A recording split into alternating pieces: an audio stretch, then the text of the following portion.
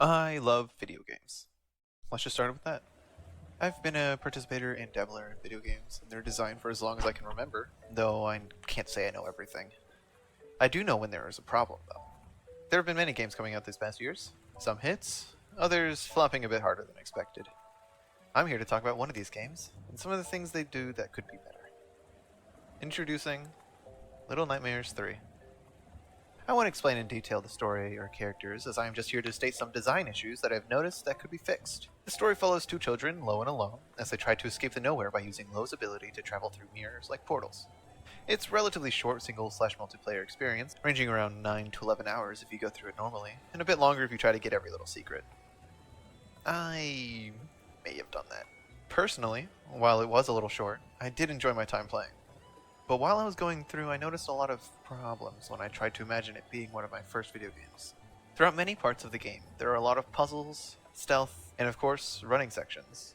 This is a horror game after all. What'd you expect? Though the last of these have been fine, I'm going to be focusing on the first, the puzzles. I won't go over everything I noticed, but I will mention the ones that stuck out to me the most. While I'm not a believer in the yellow paint way of designing games, there are often parts where things are unclear that are revealed by our partner.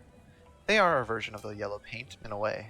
They go where you need to go, look at things you need to pay attention to, stand in places of interest, etc. One of the problems lie in this fact that it's only true in single-player mode. It can take up to a minute or longer of just standing somewhere with your bro, not knowing what to do, before the game just says, fine, here's how you're supposed to do it. This is how it is for some of the game, and each time has the same problem. Except for a few. For our first example, the bell tower. Not once is there any hint or guidance anywhere. You could be in here for hours and still not know what to do. Because for some reason, you're supposed to know that you could beat up the stone person over here. Which, keep in mind, you've never been able to do up until this point. And there are a lot of them. There's practically nothing up here to tell you you're supposed to hit it. And the hint that there is very minimal. There are a lot of ways to fix this. One could making the moonlight that's shining on the stone brighter. Or taking away attention from the box on the far right to signify that this thing is important. Not anything game-changing, but helpful to get the message across that you're supposed to hit that. One of the other things I've noticed is this room. Deep within the candy factory is a place I like to call the fridge. In here, you can see a few things initially.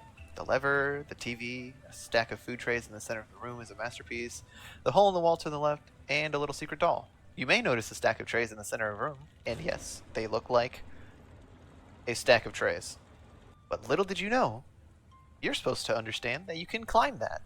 It took me an unreasonably long amount of time to figure out this fact, to the point where I became actively frustrated with said room, and even more upset when I did figure it out. There could have been many other ways that were more obvious that you could climb up to the meat hooks. A ladder in the back of the room that you could move to the correct place. Or even a belt that actually connected to the bottom of the room that you could grab onto and slowly make your way up. Anything. Honestly, other than these trays. These trays, why was I supposed to know that But, to wrap this up, I cannot stress this enough that I'm not trying to ridicule this game.